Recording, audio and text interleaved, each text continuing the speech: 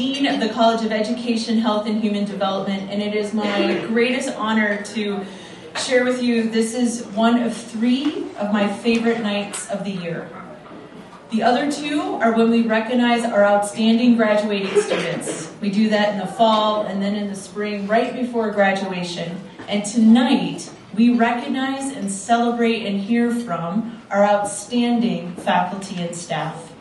You just had, I hope, a lovely sort of snack through some pretty nice appetizers and got a chance to tour some of the centers and the unique programs and units within the college. We are a diverse college.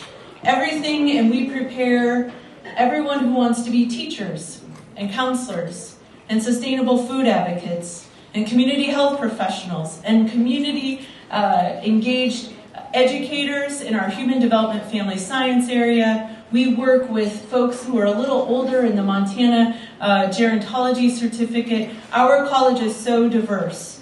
We have kinesiology, so students who want to become physical therapists and occupational therapists. And the list goes on and on. Our college learns by doing to transform lives of students and communities. And so tonight you're going to hear a little bit from 6 outstanding faculty and staff members. And their names and their bios and short, brief descriptions of their talk are on the program on your table. I invite you to listen for a couple cues. You're going to hear about how they engage with students to make a difference in their learning. You're going to hear about the importance of place and that place matters in the work that we do. And I think one of the deepest and tightest threads within all of what we do is a focus on community and really making a difference in the communities that we touch. And so with that, one of the places that we touch are in schools, and not stuck in the middle is my friend and colleague, Dr. Sarah Pennington, to kick us off.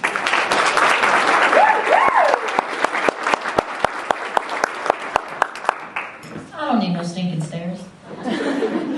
Hi everybody, I'm Dr. Sarah Pennington, and I'm going to talk to you a little bit about my experiences in middle school and why middle school is really my place. And hopefully at the end of this, a few of you will think about making it your place as well. But first, a little bit about me. I grew up in the mountains of rural Virginia, and my favorite year of school was 8th grade, because that's the year that I was in the community play, Narnia the Musical, and I played Lucy. And this picture is when we raided the closet for costumes to play, and I'm that little person there. That's little 8th grade me, and that was the year that I truly felt that I belonged in school. Throughout my teaching career, I've worked with students in grades K through 12.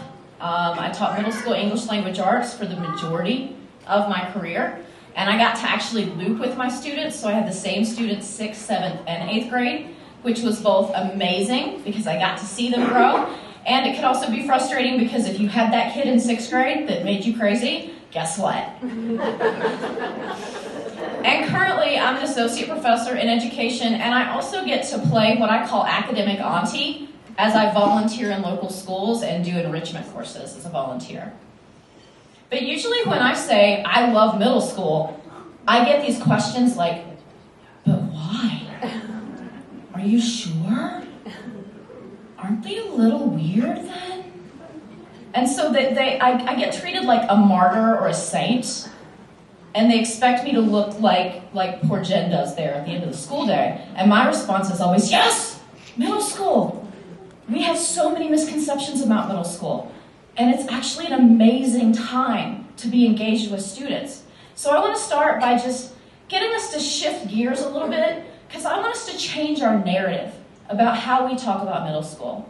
Because what we hear is that it's a time of storm and stress because they're walking hormones. But the reality of it is it's a time of growth and self-discovery. And it's when they're really figuring out who they are in the world and who they are in their skin. And being part of that as an adult is monumental and truly an honor. Their brains are still developing. They're not ready for complex learning. Yes, their frontal lobes are still squishy. So are our college students. And because their brains are still developing, they need complex thinking to make those connections. In terms of developmental periods for the brain, young adolescence is second only to early childhood in the amount of development that's happening. That's huge. There's this myth that young adolescents don't care about adults. But the truth of the matter is they need and want safe adults to talk to. And working in middle school, I got the opportunity to do that. And let me tell you, there is nothing that will shift your world than having a parent look you in the eye and say, "You saved my daughter's life." So why do I love middle school? Well, let me share a few stories to highlight the things that I've experienced with these amazing kids. First, in middle school, you really get to see them grow. And the best example of that is pep rallies. So every year we'd have the pep rallies. The groups would sit, in their assigned areas for each grade. And the sixth graders, when it was time for sixth graders to cheer, "Rah!" And they would go hoarse and their arms would be waving. And it would be insanity and madness. Seventh grade would be like yeah. Eighth grade was a low buzz of apathy. And yet these were the same kids that 2 years before left the pep rallies so hoarse that they swore they couldn't speak in the rest of their classes for the rest of the day. I also love it because they can be hilarious. So this past spring, I was working with some students at a local school. I know, this is a great one, isn't it? And these students were doing a collaborative writing assignment where they were actually taking turns adding sentences to a story. And the group that I was working with was writing a story about Van Gogh's ear coming back for revenge. And I leaned over and I said to one of the students, "This is eerie." And he stopped and he looked at me and he just said, "No." Solid straight face. And for the rest of the time I worked with those kids, anytime somebody made a bad pun, somebody would go, "No." They can also be brutally honest. Never forget the day I was standing in front of my classroom door welcoming my students in, and one of my sweet little sixth grade girls stops and she says, "Mrs. Pennington, you have a pimple right there." And for the rest of class, all I could think about was that pimple. And I'd known it was there, but now I knew that they knew it was there. Thanks, Rosie. They can also be surprisingly self-aware. So I had a student one year who had been diagnosed with ADHD, and he was struggling in all of his classes. And he saw an opportunity in my class because I had something nobody else had. I had a stage because I had a huge classroom, and I had convinced my principal to let my husband and I build a stage in that space. And it had beautiful red velvet curtains that closed, but if I stood at the front of the room, I could see everything on the stage. And that student came to me and he said, "I think I could focus if you let me move my desk onto the stage and close the curtains." And so I reached out to his parents, and his mom was like, "Hey, if he thinks it's going to work, I don't care. He can see on the roof, wherever." So he did. We moved his desk, and within a couple of weeks, we saw a noticeable difference in his grades. About a month and a half later, he started sitting on the stage with the curtains open. By the end of the year, he was back in the regular seats. He gave himself time and advocated for himself so he could learn to self-regulate. And I will never forget the power that he saw in himself advocating for what he needed. And finally, they can be a force for change. So let me tell you about Dottie. Dottie was an 8th grade girl who was smart, funny, pretty, kind. She was everything you want the popular girl to be.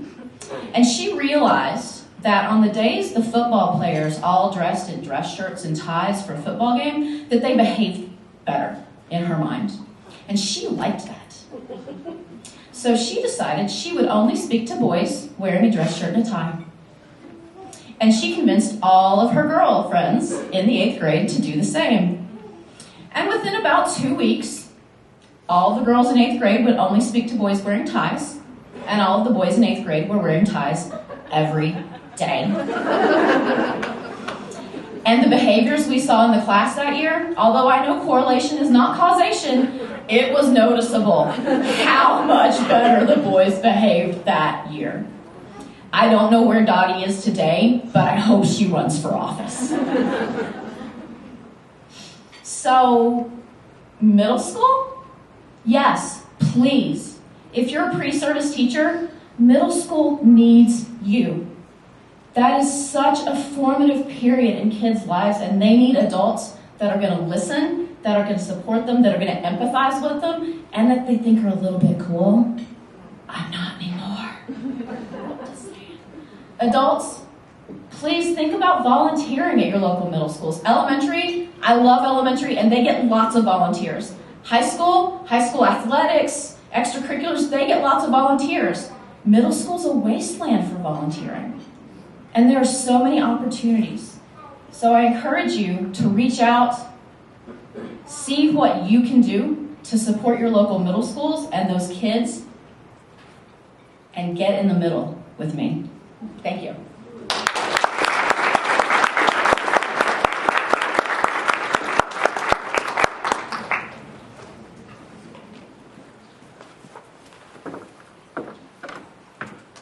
All right. Good evening, everyone. My name is Wenhao Zhang, and I'm a faculty member in the hospitality program.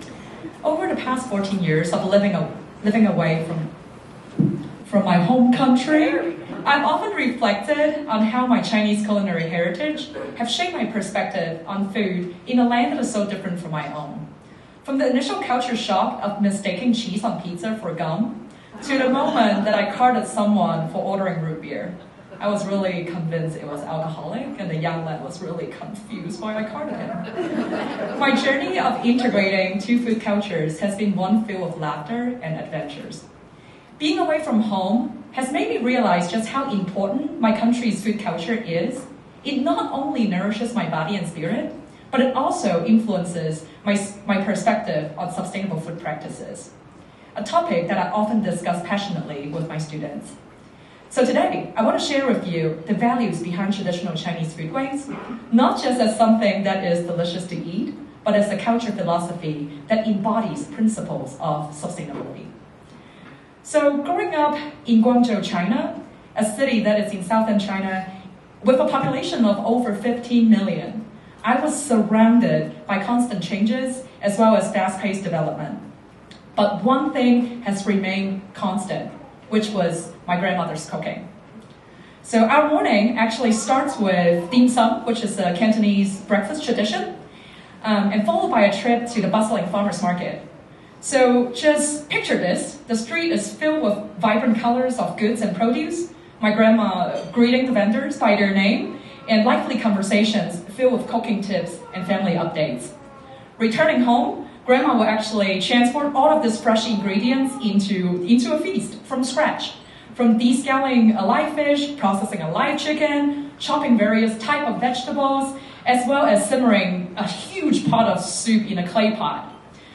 So regardless of what happened, there wasn't one dinner that didn't include every family member sitting together and catching up on the day. So Grandma will always call dibs on the fish head, Grandpa always called dibs on the chicken butt, and me, being the chubby kid I was, will always call dip on my favorite, which is the chicken liver. Then after stuffing myself, I would then couch potato my way to watching cartoon. But despite the fact that I always stuffed my face, food was never just a way to satisfy hunger. It was a memory that I could still taste, a bond between family members, a celebration of varieties and seasonal ingredients, as well as an appreciation of the entire animal. So as I grow older, I realized that Chinese cuisine is an art form that has evolved over thousands of years, shaped by history, climate, as well as geography.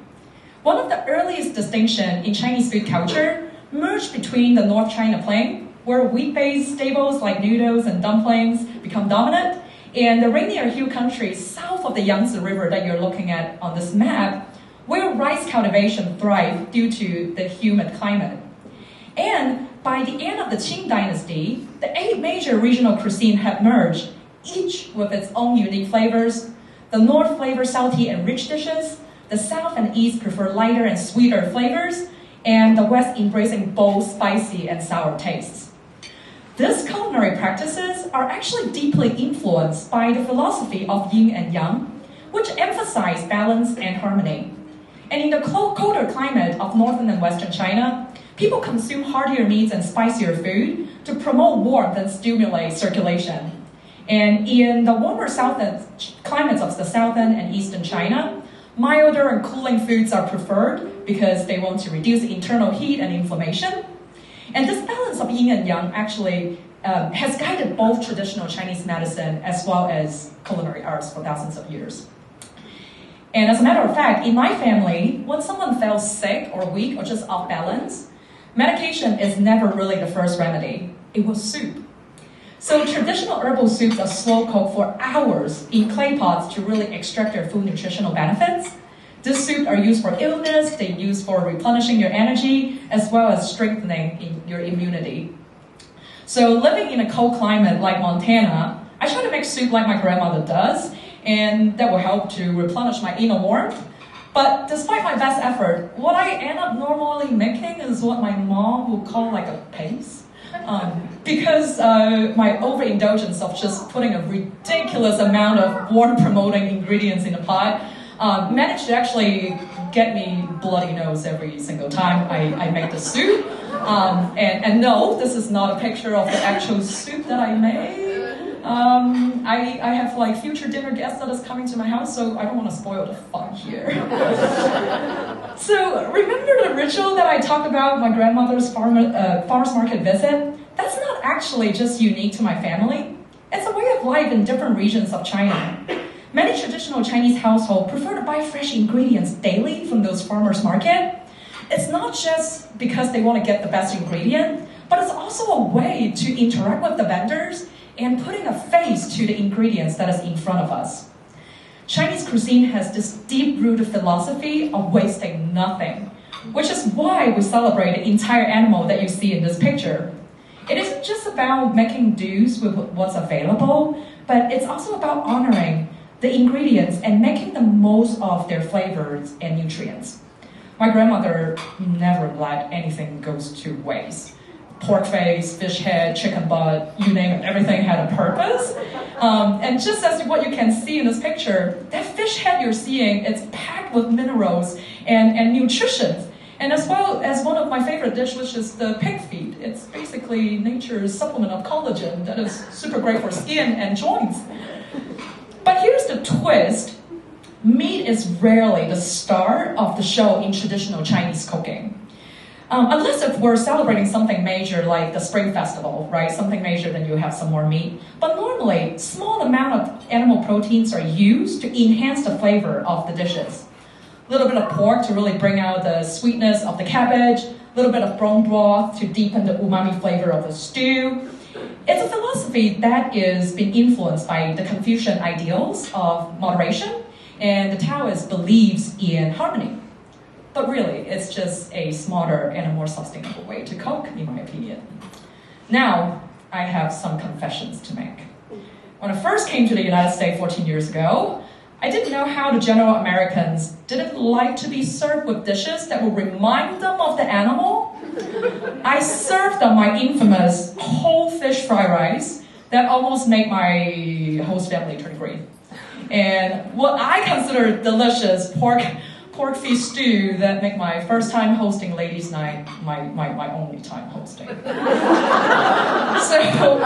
So really, like moving to a new country like this, like America, really has shown me just how deeply food shapes my identity. And while I may have horrified a few dinner guests along the way, I really wouldn't trade this moment for anything. Because at the heart of all of this, it's sharing something that's meaningful to me. So whether you're brave enough to try a pig feet stew in the future, or just want to appreciate the well-balance and the philosophy behind the bowl of soup, I hope this glimpse into Chinese traditional foodways has left you with a little bit more curiosity, appreciation, and maybe even a little bit of craving for something that's new and unexpected. In my class, I sometimes bring unconventional foods for my students to sample because I want to encourage them to expand their palates as well as developing an appreciation for something that is different. As I have shared my journey, from my grandmother's kitchen to my own cooking experiment, one thing has remained constant. Food is never just food. It is a connection to home, it's a link to my past, and it's a way really to bring people together and to celebrate.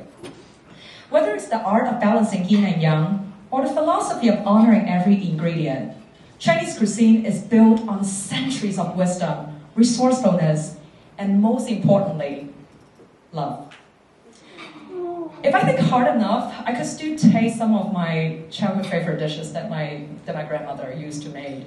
And growing up in a very conservative family and a conservative culture, we're not really good at telling each other I love you.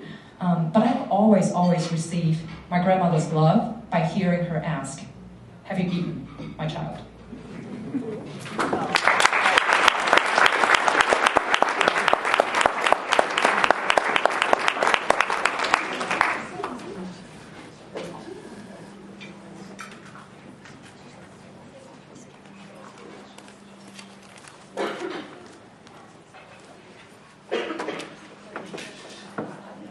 Hello, everyone. My name is Nicole Wanago, and I am an assistant professor in human development and family science, as well as our family consumer sciences teacher educator. When I was a child, growing up on a wheat farm in north central Montana, harvest wasn't just a season, it was survival.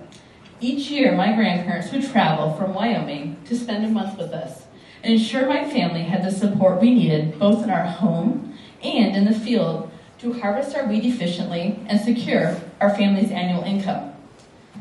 Now, Grandma would stay in the house with the kids, and I remember sitting at our kitchen table intrigued by the meticulous way in which she would plan every single meal for the entire month along with my mother. They knew the budget was tight, and the nearest grocery store was an hour away, and trips to town were only allowed on rain days. Every decision was intentional, every resource was stretched. Now, during harvest, another ritual would unfold. 4-H record books were due. So throughout the year as a total, my siblings and I would participate in 4-H. And for my family, it was how our parents taught us to give back to our community and build and create projects that built skills for life. Now, every afternoon during August, Grandma would sit us down and insist that we complete our record books, that we reflect on our learning. And it wasn't just about getting it done. You had to do so with precision, accuracy, and pride. I was typically not a willing participant. At the time, though, what I didn't realize is that I was experiencing the daily routines of home and engagement, and those routines taught me about community. Now, though, I do see it more clearly, because those experiences were the living embodiment of creating and continuing a legacy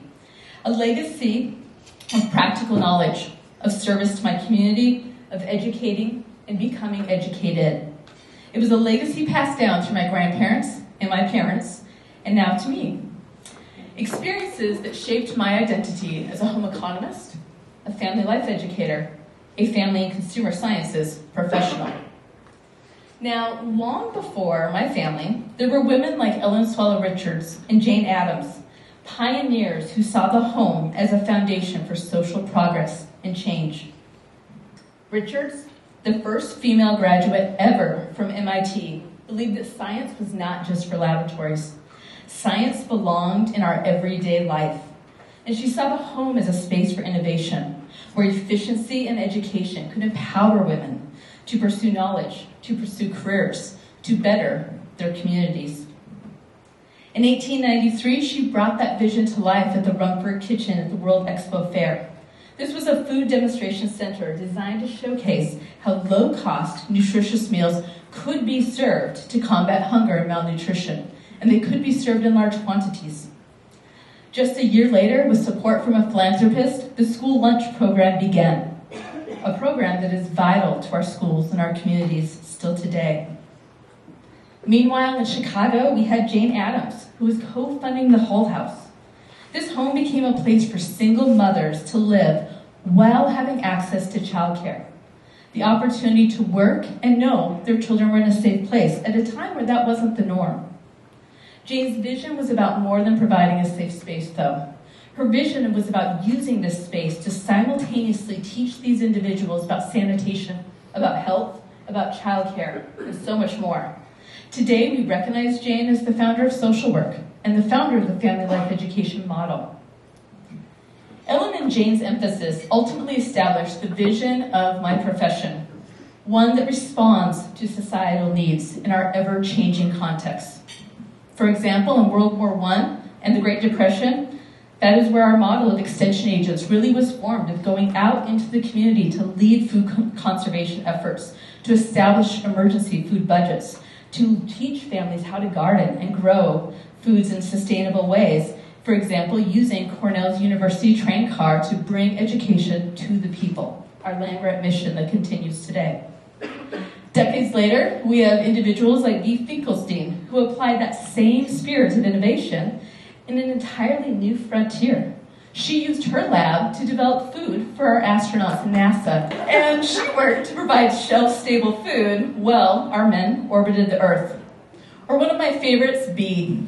I think I'm on a first-name basis with her. She just doesn't know it. Bee was another influential figure in our field. She took this work even further because she recognized that solving problems and helping families was about more than science. It's also about understanding the broader societal context in which we live and in which we work. It's about values and relationships and culture and how those things taken together shape the way that we navigate life's challenges as families.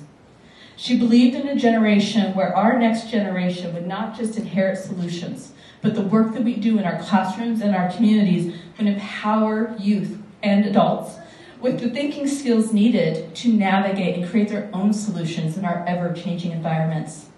A way of thinking that guides our programs today. Today in our classrooms across Montana, our programs still work to be responsive to societal needs, and the programs we build focus on life, but also focusing on careers, and careers that respond to our most pressing economic and social needs. So for example, our hospitality, events, and tourism pathway, one of the largest pathways in Montana for our youth programs. These programs prepare students to be in our largest industry, tourism. In many of our culinary programs, students are not just learning to cook, they're managing catering businesses in their community. They're earning industry-recognized credentials. They're becoming employed, strong professionals ready to navigate different opportunities. But they're also still serving their communities. For example, in Red Deer, Montana this year, when our Senior Citizens Center could no longer serve food to the seniors, our students recognized that this was a problem. And they stepped in. They wrote grants, and they developed a system to prepare freezer meals and deliver them to the seniors in our communities, or in the Red Deer community, to ensure that they all had good food and nutritious food ready in their freezers when our Senior Citizens Center could no longer do so. Or we have communities such as Power, or Lewistown, or Polson, where they're investing in hospitality and tourism courses to build not only a workforce, but cultivate awareness about the economic impact of tourism in Montana. Yet we also have programs like those in Ennis or Three Forks, who have taken more of a farm-to-table focus in their programs, looking at the system of food and where our food comes from. And they're using greenhouses in their schools as a way to teach. But here again, they're focused on giving back to their community as well, because many of these greenhouses then are donating their food to their local food bank or their school's backpack programs. The other major pathway within our program is education and human services, preparing youth to explore and consider careers that address some of our most pressing and critical workforce shortages in this state. Educators, filling the educator gap in our rural and urban communities. Ensuring communities have social workers, counselors, or mental health professionals. Expanding access to high-quality, affordable childcare. And here we have programs like Forsyth, Sydney, or Billings, who are giving youth experiences to explore what it means to design lessons and deliver them, whether that be in partnership with their local library, whether that be in their elementary schools, or in school-run early care and learning centers. These students aren't just leading, though, or learning. They are leading. They are problem solvers. They are citizens. They are our professionals and our future workforce in education, human services, hospitality, and beyond. They are the next generation of change makers. And these are just a few of the stories among the more than 14,000 Montana youth and 80-plus communities experiencing the impact of family and consumer sciences, many of whom are being taught by graduates of our program here at MSU. Because we are the only land-grant institution in our state and the only provider of family and consumer sciences education in Montana. And so we're working as a team collaboratively to build a robust system of support for students and educators, and doing things like bringing youth to campus to celebrate them and their leadership and all that they are doing in their communities through our annual Family, Career, and Community Leaders of America Conference and our ProStart Conference. These conferences bring together more than 600 youth each March as they celebrate and share.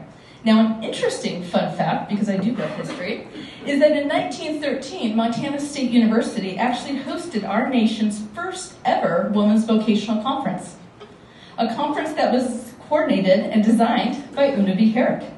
She was the first dean of women, and now our home, or what I call sometimes my home away from home, that houses many of our programs is Herrick Hall. And I can't help but think that Una would be very proud of the legacy that our programs have continued in this idea of service to our community and supporting others.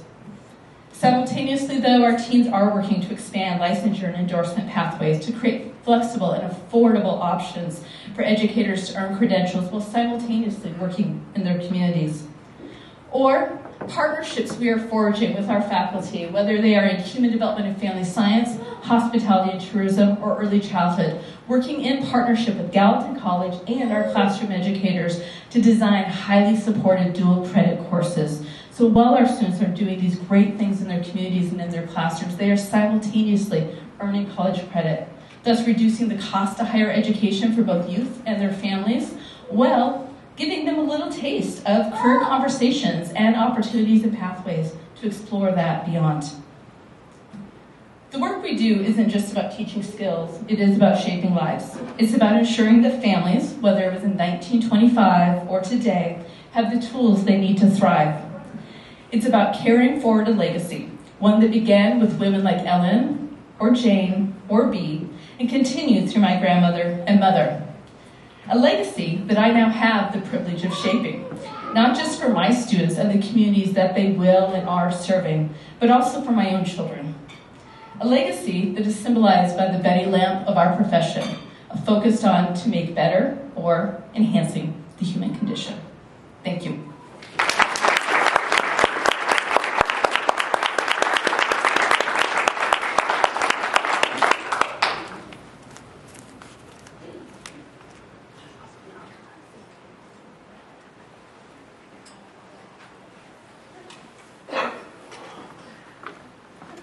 Hi everybody, my name is Jullian. I direct the TRIO Student Support Services program here at Montana State University. I'm also Hendrix's dad, up here. Most people probably know that. I'm also Jordan's husband, Jordan's partner. It's the other way people know me. Well, we're going to have a little show too. Just be careful up here, okay? All right, what I'm going to talk to you today is about student connection and how it equals student success. Good throw, buddy. We're going to go a little bit about who I am, why I do what I do. Then we're going to talk about the TRIO program and how it works. Then we're going to talk a little bit about building connection because that's really important. Trisha, you mentioned how big connection is, and we're going to get into that. And then some tips and best practices for you. Are you translating? So this is me. I was born in New Jersey, and I grew up in New Jersey to two divorced parents, and was an older brother of two. And so I was really kind of a third parent at a lot of times. My mom worked full-time while going to school, and my dad, he also worked full-time and traveled quite a bit. So I ended up being an older brother / almost third parent. And so I think I really picked up some skills about taking care of other people and really growing people that are close to me. This led me to Dartmouth, where I got my degree in sociology, but it wasn't a smooth sailing type of thing. I changed my degree 3 or 4 times so I figured out what was going to work for me. I actually took a year off to come here to Montana, and I worked at St. Labray in southeast Montana and worked with Northern Cheyenne and Crow students. I coached, and I was a full-time substitute teacher, and I really found it. I loved what I was doing there. I loved working with the students. I knew I wasn't going to be a teacher, but I thought, man, I really want to get people involved in education, and I want to help show them the path so they can learn from the mistakes that I had. So talking about my brother, I'm really proud. He's one of the more proud things is that he ended up going to Oregon State, playing football, getting his degree in business, and ended up playing in the NFL for a few years. And so a lot of this stuff, I personally wear that as well because I was his older brother. I made him tough, I taught him how to be smart. I taught him how not to change his major 3 times. So, I'm just really proud of that. And so I always want to put that up there for him. Then I came to Montana State University, where I started working in the American Indian Research Opportunities Program, helping Native students get into STEM fields and do research. Again, really trying to develop students and their passions and bringing opportunities to students. This led me to TRIO. I did that 15 years ago. Then 10 years ago, I started the TRIO program here at MSU. And I also met my wife and had Hendrix, and this is them. And so my family is really a big part, and I want to bring that to what I do and the work that I do. And that leads to my work family. These are my staff. This is Mackenzie and Meredith. And this is the Halloween picture from last year. Just my work family from TRIO here. As a retention specialist and our program coordinator. So now you know a little bit about me. TRIO Student Support Services. It's a program that is U.S. Department of Education federally funded. And we're meant to serve 140 students that are first generation, low income, and or have a disability. They have to also be full-time undergraduate students. So over the last 10 years, we've served over thousands of students and have gotten them through college and into graduation and into their careers. We do this by having workshops, having our space. We're the loud office in Reed Hall, so if you're ever on 3rd floor or 2nd or 4th floor, you'll probably hear us laughing, talking. Our students come in, they have our student space there. We try to help in any way that we can. We try to help the students persist and retain through graduation and do so with the least amount of debt. All of this, I'm telling you, works. This is a TRIO tagline, TRIO works. Last year, we had 141 students in the program with 43 new students. 92% of those students persisted from last year to this year. It's higher than our general student population at MSU. 94% of those students are in good academic standing, so 94% of them over a C. Most A's and B's. And this is the big one, 67% 6-year graduation rate. Anyone know what the college or the university's graduation rate is? 6 years. 56%. So we're talking about 11% higher than our general student population. Now those are the stats. I like stories. Here's a story of a student of ours, Adam Mays. Adam was from Butte, Montana. When he was 12 years old, he was part of the TRIO Talent Search program in Butte. And the woman standing to the right is Teresa Rader. She's my counterpart at Montana Tech. Almost like an Hendrix. She's come and brought students and loves hanging out with Hendrix as well. But she started working with Adam when he was 12 years old in Talent Search, and then through to Upward Bound while he was in high school. He then went off to college, and we're happy for him. He went to Utah State University, didn't like it. Came back to Montana State University and entered our TRIO Student Support Services program. He ended up becoming a mentor, an advisor to other students. He ended up graduating with a degree in environmental science. And then he ended up working back at Montana Tech University as a director of Upward Bound and did that for a number of years. He also got his degree, master's degree from UM. And then this last year, he left the TRIO program and became an environmental worker for the county of Lewis and Clark County. This is a picture from earlier this week. I was at a conference. He received the TRIO Achievers Award. And so we know that it works. We see that it works. We see that these students give back. Really powerful stuff. So how do we build connections? There's 3 things that I really want to hit on. People, place, and language. We have our students to their success, people, place, and language. First thing, people. I mentioned my 3 staff, or the 3 of us in the trio staff. This is a picture from last week, actually. We had a community rec night, and we did a service project, and they brought this fun little superhero thing. And we thought it would be goofy. It takes the people. Like, we really got to know the students. We really got to talk to them, meet them at their level, and really have them feel comfortable with us so that we can share the knowledge that we have and we can advise and mentor. It's place. I mentioned we're on the 3rd floor of Reed Hall. There's an office there. It's loud. It's fun. It's a good place for our students to be. But then we also do things like take them on hikes. This is the students up at Blackmore Lake by Highlight. And we do a Smart Start, a 2-day orientation for our students. And this is one of the things they get to meet their cohort of students, and they do things outside, get to know the area, connect them to this place. Last is language or communication. We really try to teach the students, and we all know, the language of higher education. And we do that by a number of workshops. We work with them to how to have conversations with faculty, all those sorts of things. So here are some pictures of some of these things: people, place, and language.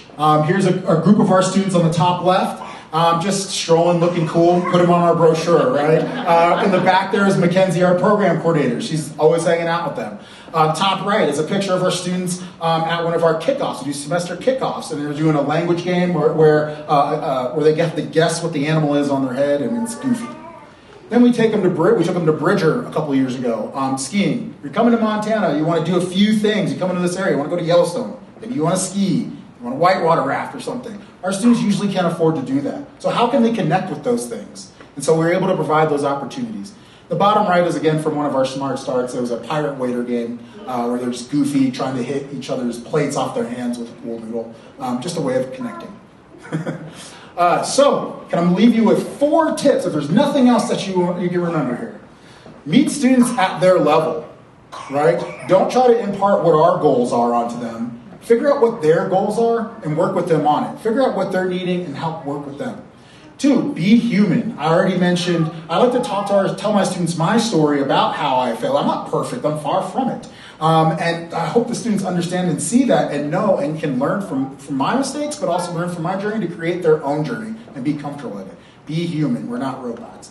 3, know our resources. The more we know about the rest of campus, it's really easy to be siloed up in our departments and in our colleges and all that. And one thing that TRIO affords me is that I'm able to work across campus and know as many of the resources as possible. Here we have a picture of Bounty of the Bridgers at one of our events because it's really important, awesome program. You guys all know that. But, and the last one, be available. We have an open door policy. I'm often late to everything. And not by choice, maybe by choice, I don't know. But it's because usually I'm working with a student. I don't ever want to cut them off. I don't ever want to say I have somewhere else to be. I want to figure out a way to talk with them and see what they need and be with them. If it needs to be 30 minutes to an hour, whatever it is. And I'm gracious, or people at this university are gracious enough to understand that. And so you should also understand that as well. You can do that. Hey, I was with the student, helping the student out. That's what we're here for. So with those 4 things in mind, I hope that you now know how we connect with students and can maybe adopt this into how you can connect with students, because that way we can all lead to success. Thank you.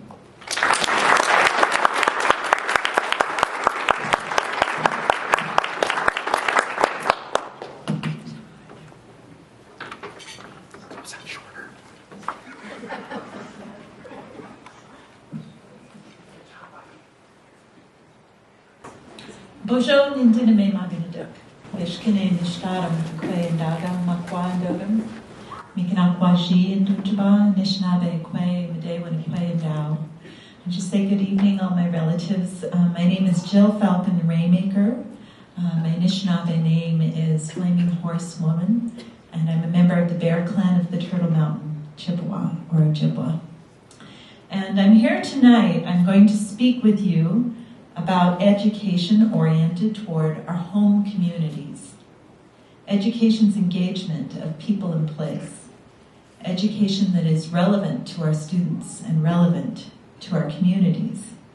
So I invite you to think about a place, that place and the community that is most important to you. Now hold this place and these people in your mind. In addition to my work as an assistant professor in food systems, nutrition, and kinesiology, I also direct the Buffalo Nation's Food System Initiative. We do place-based education and research. We are interested in making the connection between students' work and the well-being of their communities and the land. We are aligned with the Buffalo Treaty, a treaty amongst Buffalo people and the Buffalo as we are coming home to them. We work to support intertribal food sovereignty in the footprint of our traditional food system, the Northern Plains and Rockies, or an area of 3 Canadian provinces and 5 U.S. states. Significantly, our work is place-based, recognizing that knowledge is a gift, 1, from the land, and 2, from our ancestors who lived in this place for thousands of years in relationship with the land. And recognizing that what is good for the land is good for the community. By coming home to the land, we come home to ourselves. This is Watson Whitford, a Buffalo Nations Fellow from Rocky Boy and a sophomore in environmental horticulture, who this semester is learning Ojibwa and Cree plant knowledge in his community while working with the elders and youth to establish a food sovereignty garden at the senior center in his community. This is Buffalo Nations Fellow, Chef Seth Stillsmoking, who is forging a path in Indigenous culinary in the Gallatin College culinary program.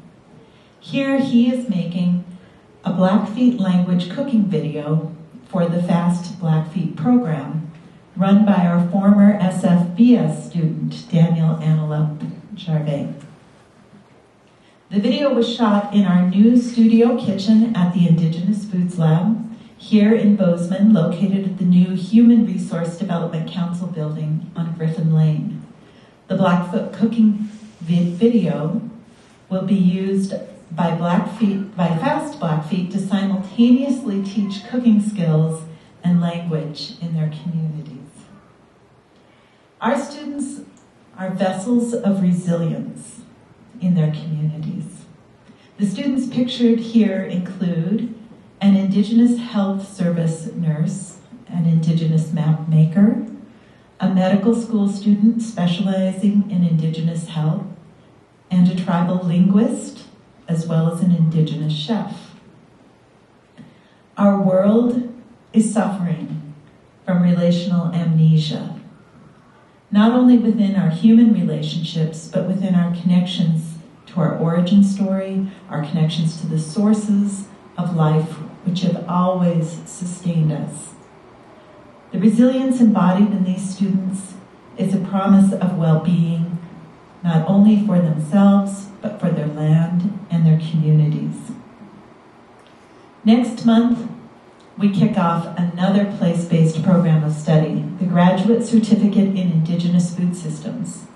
Following a seasonal ecological model of education, the certificate includes 4 courses, 1 in each season, commencing with spring. The cohort will work online with the ability for students to remain in their communities where their coursework will lead them toward deeper connections to the land and to community knowledge holders. I am proud to work with these students and honored to be engaged with Indigenous approaches to healing relational connections between people and place. We are kinship people of the land. Relationships and the web of relations is everything to us. It makes us who we are. We all belong to some place, some people. So I wonder, what more can be done to bring education home to the land and communities of Montana? How can our education deepen relationships between people and place? Because I truly believe what my elder Jim O'Cheese teaches, we are the land. Thank you.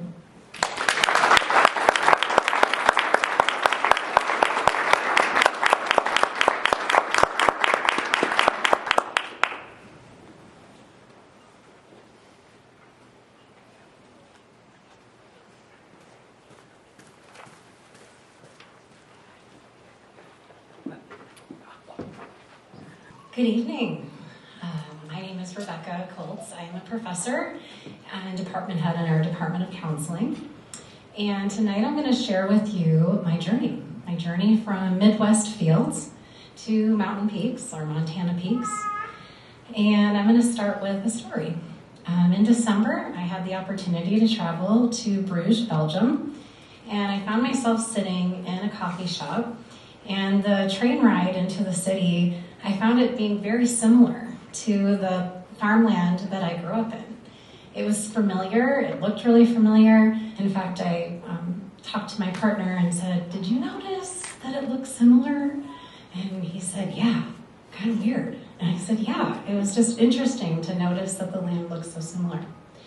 I was sitting in a coffee shop though, thinking about that experience and how it looks similar, but I didn't feel connected to Bruges. I didn't feel connected to Belgium. It didn't resonate with me, and I found myself thinking a lot about my connection with Wisconsin, and that's where I grew up. And that moment stayed with me because it made me think more about the concept of place, something that Jill just spoke to us about. And it was a phenomenon that I hadn't really given a whole lot of thought to until about 5 years ago, but one that has profoundly shaped my personal and my professional journey. And so, what is place? I wouldn't be an academic if I didn't provide a definition for you. Place is a complex construct used to characterize the relationship between people and spatial settings. For me, I think that it's one of those things that you have to experience to really understand what it means to you. And I also appreciate a little bit more of a poetic definition. I once bought a book at an antique store because of a sentence on the very first page. I opened the first page, read the sentence, and I bought the book. And that sentence was, "She belonged to the land, and the land summoned her." And that sentence really leapt off the page at me because it captured for me at the time what the experience of place meant to me. We don't own a place.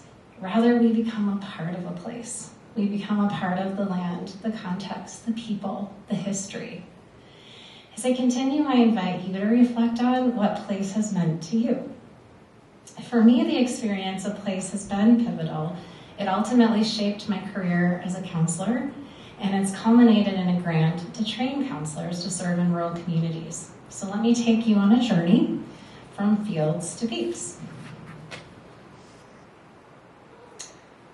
My story begins in the Midwest, in a small town surrounded by cornfields, and this is a picture of me. Do you know which one I am? I'm the little one in the bottom, and that is my sister, and that is my mom, and we're standing outside the house that my dad built, and this house was surrounded by fields on all sides. So some seasons it was corn, and other seasons it was alfalfa, and so that field that you see is one of the fields that surrounds. Living in the middle of a cornfield taught me resourcefulness and creativity. I learned how to garden, I learned how to fix things, I learned how to appreciate the outdoors.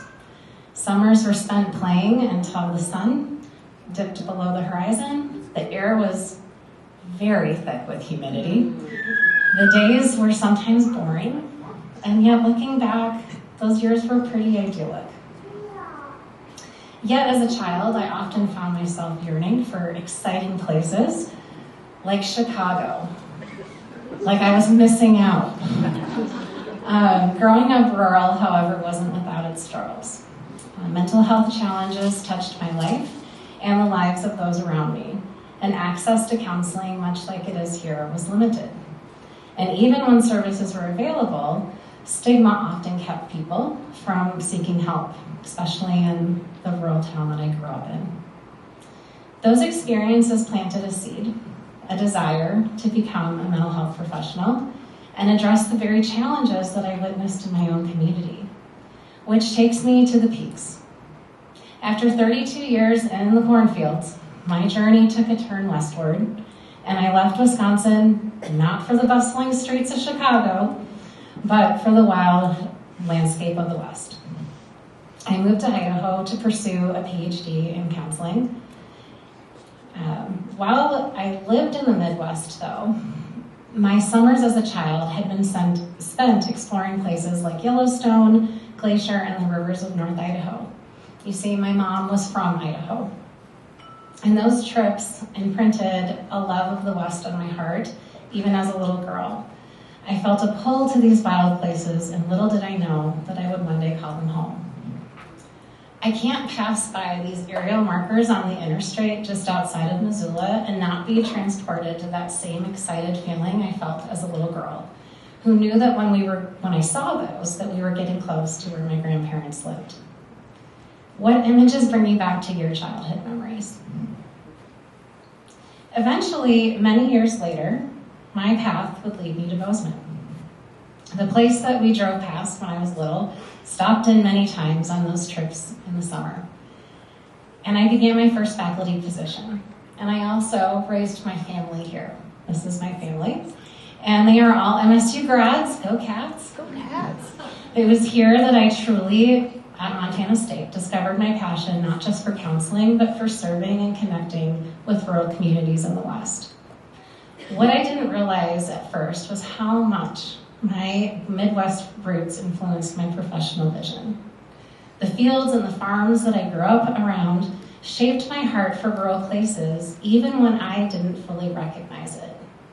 My personal journey has come full circle to Bozeman, the city that I passed through and stopped at on those occasions all those years ago, culminating in a 6-year-long grant initiative, the Rural Mental Health Preparation Practice Pathway Partnership.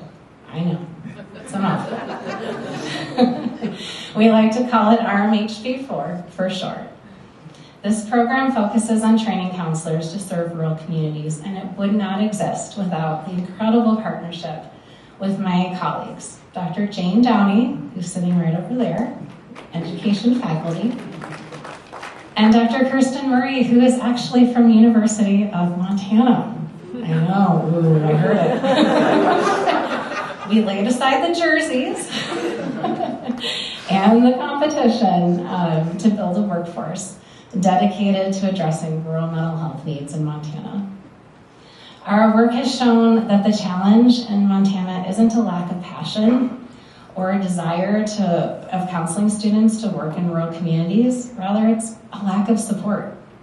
The financial support that the grant provides is critical, but what often is missing is the connection. And in the grant, we provide additional training and support for students interested in working in rural places. And so with that, we started what's called the Rural Mental Health Network, Montana Rural Counselor Mental Health Network, which we hope to grow in the next 5 years of the grant. We have a vision that it could become a source of support for counselors working in rural communities. Rural life can be isolating, something that I know firsthand from my own upbringing. But rural places are also filled with people who care deeply for one another and for the land. We wanted to provide not only a placement in a rural community, but education and support to sustain and see the beauty in a rural community. Through the RMHP4 program, we've placed over 50 counseling interns in rural communities over the last 5 years. Thank you. With nearly half of those students continuing to live, or graduates now, and work in rural Montana. This is a real win for Montana. Before this initiative, most of our graduates in either UM or MSU stayed in the Bozeman and Missoula area. To us, this shift represents a significant progress and provides a lot of hope for the mental health needs in Montana. In closing, the journey from fields to peak has shaped my life, both personally and professionally. Place isn't just where we live or the places that we visit. It's a part of who we are. And for me, my experience of place has fueled a passion to support others and navigating the challenges and the beauty of rural life. I found a love for rural places that I didn't know existed. I don't long for that wild place called Chicago anymore. I'm happy right here in this wild place that we call home. I want to leave you to think about this one question. What does place mean to you, And how has it shaped the person that you've become? And I'm going to end, because I'm the last person, with a Midwestism that you saw on a previous slide. Did anyone notice that? What is the word that you use when it's time to go? Well, it's time for us to close.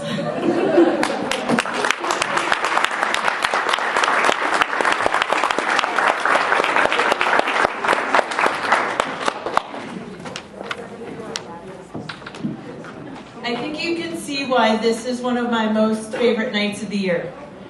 I leave this gathering every year feeling so inspired by the work that's done in this college, by the incredible people that we have an opportunity to work with. And I would invite us to give a round of applause to Becky Stanton,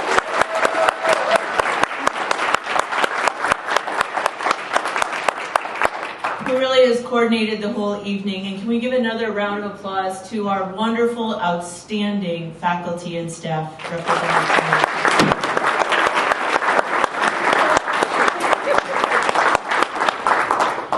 I invite you to make the College of Education, Health, and Human Development your home away from home as well. Many of you are faculty and staff and students. Some of you are community members and friends of the college, and I invite you to come out with us in April for the Bobcat Pounce, to run, walk, stroll, saunter. The very first year we did it through 5 inches of very fresh snow. If it stays as warm as it is now, it might be like a heat zone in April, who knows. But this is a really important event. In the same way that this is an event to really show the excellence of our faculty and staff, this is an event that raises money as scholarships for all of our students. And we have an audacious goal this year of $30,000 because we have 30 programs in our college.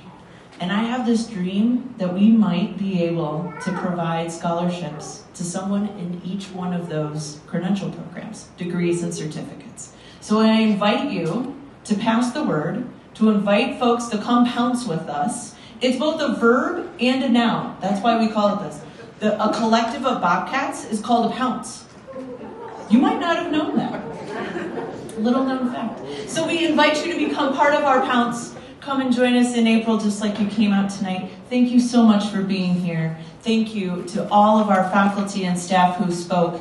We have signs at the table, and we invite you, if you want to ask a question, follow up with a comment, to visit with Jullian Collins over here, Jill Ramaker right here, Rebecca Koltz will be right there, Wenhao Zhang right there, Nicole Wanago over there. I couldn't see you for a moment. And then Dr. Sarah Pennington in the back. Please have a chance to visit with our wonderful faculty and staff, and thank you so much for coming out tonight. Appreciate you.